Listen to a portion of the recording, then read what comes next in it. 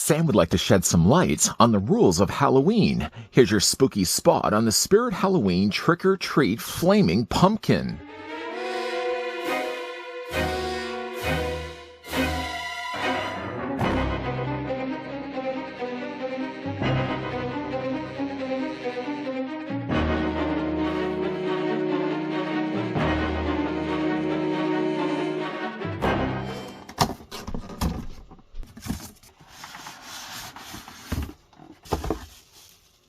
Light up your home with this officially licensed light-up flaming pumpkin decoration, and you'll always be reminded of your favorite Halloween movie, Trick or Treat. This flaming pumpkin will sure to protect you from a visit from Sam as long as you don't take down the rest of your decor before November 1st. Follow the rules of Halloween and light up your home with style by getting this officially licensed flaming pumpkin for yourself. Of course, we all know you don't want to be blowing out a jack-o'-lantern too early Halloween night, or else you'll be getting a visit from Sam himself. Before we get a closer look at the trick-or-treat flaming pumpkin, which is a Spirit Halloween exclusive, I'm going to grab the tape measure and show you guys how big the pumpkin stands. As it is in its state right now, the flame isn't being projected out the top. Once the flame is projected, the longest flame actually reaches 22.5 inches in height. That's pretty tall. I'm going to do my best to kind of show you guys in this video. But just the pumpkin alone, though, is standing 9 inches in height, or it's going to be about 23 centimeters tall. One thing I will say, though, about the pumpkin is it's intended for indoors. This is not something that you're going to want to have outside, or if it is going to be outside, you want to make sure it's in an overhang where a part of the house is hanging over top of it. Just because, again, the flame is actually made of material, and the fact that you're also dealing with electronics, you don't want to start messing with Mother Nature. The one thing I will say, though, about the plug is that it plugs on the back of the pumpkin, which I'll show you in a second. But sadly, though, there's no on and off switch. There's no on and off switch on the pumpkin itself, nor is there an on and off switch built into the cord, which I think is one thing, unfortunately, about the pumpkin, because you can't ever really turn it off unless you unplug it. Speaking of the plug, though, the only one thing that comes included with the pumpkin is the fact it comes included with a plug. Now, the outlet is a 12-volt plug. This will plug basically into just any outlet on the wall. And then this is the part, of course, that's going to plug onto the back of the jack-o'-lantern. The thing, though, again about it is the fact that once you plug it in, it's going to start right away, and there's no way to turn it off again until you unplug it. This is something I can certainly say from being a cat owner. This is not one thing that you will want to have close to cats, that if you ever have to want to pull this out, you don't want to just leave a cord end like this dangling around, because if you still have it plugged into the wall, a cat could come around, or an animal for any matter could really go up to it and start nibbling on the end of it. Of course, you wouldn't want to have a cat, or any animal for that matter, electrocuted on Halloween nights. I'm going to plug this in in a second, but first, though, I did want to show you guys what the pumpkin looks like. This is the pumpkin, of course, we see on the inside of Mr. Krieg's room. This is also the same pumpkin that they also use for many of the advertising things for Trick or Treat. Usually Sam is displayed along with it. The pumpkin is, though, made of plastic. The asking price of this, now it has since sold out over on Spirit's site, but it was at one point, I think, selling for like $54.99. That's $54.99, by the way, US dollars. So I had to pay a little bit more on top of that. The pumpkin, though, is made of plastic, while the material on the top here is actually more of a fabric material. That's the part that's going to be projecting the flame. I will also tell you, as you probably already know, if you have any one of these things that are blowing air up, it's going to be quite loud. So I'm going to do my best to still talk over top of it, but it might be very well drowned out by the sound of the fan built inside. The pumpkin front face, at least, does have the star formation eyes and the individual slots that then make up the mouth. The inside of this, actually, they've used a fabric material with sort of more of a rainbow effect. You want to make sure that you're not putting pressure against this, because it's only been loosely glued onto the inside of the pumpkin. And of course, if you were to say damage it, it'd be really kind of hard to kind of get in there and glue it back in place. You want to make sure that these don't get damaged in the process. Don't certainly drop it in the process either. But the pumpkin is made of plastic. I feel it's a pretty good plastic also as well, and it's been painted pretty good too. So you sort of have more than one color of oranging happen here. You have the main primary color of orange, but then they've also darkened the areas in between, sort of like the spines or the creases of the pumpkin.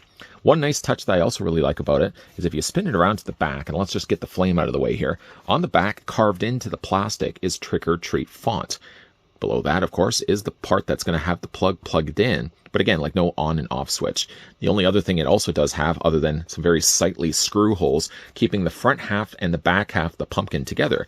But on the bottom of it as well is the exhaust section. Of course, if it's going to be projecting a fan up to the top, it needs to find a place to expel out all the heat that it's generating on the inside. And it does also have that same sort of, I don't know if you guys can actually see it or not, but sort of has that same sort of material adhered on the inside too. It's a well-contained pumpkin, but it's one of those things that if something goes wrong with it, you're going to have to then try to unscrew it to kind of get everything back together. As it is right now, obviously it looks a little more like it has hair than flames. I mean, in its off configuration, there's really no way. I mean, it doesn't have, again, like the wow factor until eventually you do plug it in. Now, it does not only illuminate the flame, but it also does illuminate the main pumpkin too. So it is actually a quite bright color. I'm going to do it, though, here in daylight, where at least having the office light shining on it. And then in a second, I'll also then turn off the lights so you guys can see what it's going to look like at nighttime. But again, already now taking the plug, I've plugged it into an outlet off just to the side here. I'm going to plug it onto the back of the pumpkin. I'm getting this all out now, by the way, because I know the moment I plug this in, the fan is quite loud, and I'm even hoping, I've tried my best to kind of make sure, I've tested it already to see if you can still hear my voice. You will, but it's going to be quite loud considering the fan is, again, quite loud. So this is, again, if you're going to have this in your house, probably may not want to have this too close to a TV, for example, where you're trying to watch your favorite Halloween movie with the sound of this fan blasting in the background. Let's, though, spin this around. And you'll hear in a moment how loud this is. The moment you plug this in is the moment it starts to project the fan. And again, you'll hear how loud that actually is. So I'm just going to plug this in for right now. The light will already illuminate. And there's the flame effect already now coming out the top of the pumpkin. It's a pretty strong fan too. I mean, you can't feel it as much because, of course, all the material is kind of containing the fan. And it does have, again, the exhaust out from the back or the bottom of it. It does still manage to illuminate the eyes, whether you can hear me or not, and it does also as well illuminate the mouth. But the pumpkin as a whole does also have a very bright look to it.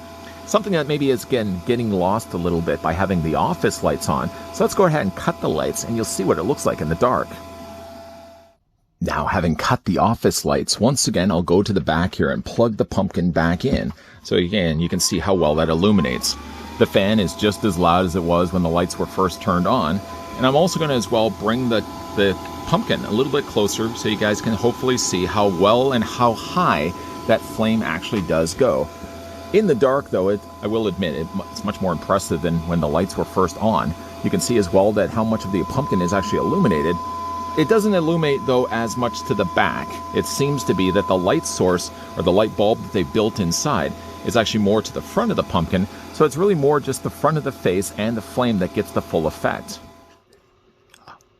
On the topic, though, of the light source for the pumpkin, there's one other problem that eventually will face this, and that's the fact you may have to change eventually the light bulb. The light bulb isn't indicated anywhere on the box, nor is included inside instructions. So it seems to be the case that once the bulb does eventually blow out, it could be also the end of the life for this trick-or-treat flaming pumpkin. It is all, again, very self-contained, so if anything happens to go wrong with it, the likelihood of being able to open this back and fix the things that are inside that are wrong with it, you may then just ultimately have to go and try to buy another one instead. The only thing, again, outside of having to eventually change a light bulb, I would imagine, for this, is the disappointment that goes along with the idea that the plug doesn't have a switch. If the plug couldn't have a switch, then at the very least, there should have been a switch built onto the pumpkin itself, so that if you didn't have to always have it turned on, you could still have it plugged in and just simply go on and turn it off. But with it being built into the plug only, it means that every time you want to unplug the pumpkin, you literally have to unplug the pumpkin. And you also want to make sure that while you're doing that, you don't then just leave the cord hanging around. I've heard horror stories of animals, and even like small children, putting plugs in their mouths and electrocuting themselves in the process. So this is one thing that if you find it's too loud and you don't want to have this running all the time, you always really want to make sure it's unplugged from the outlet. Now, whether it is worth the $54.99, it was about $55 online, and that's again in US, it could be debatable. I mean, the fabric is obviously in its default state sort of more like hair. It doesn't look as impressive as it is if it was to be on. But of course, it being fan projected alone, it looks always the best if it's always turned on. The pumpkin being plastic is nicely painted, I think, overall. I like the way they've recreated the trick-or-treat jack-o'-lantern that we see inside Mr. Krieg's house. And again, to its credit, is well painted, but I don't know necessarily if I would say it's worth the $55. Have you had the chance to get this one for yourself? Or is there any other fan-projected decorations that you put out for Halloween? I mean, obviously the big, much larger ones are the ones you can put on your front door or around your front porch area. But again, like, I just don't have the space available at my house to start putting things out like that.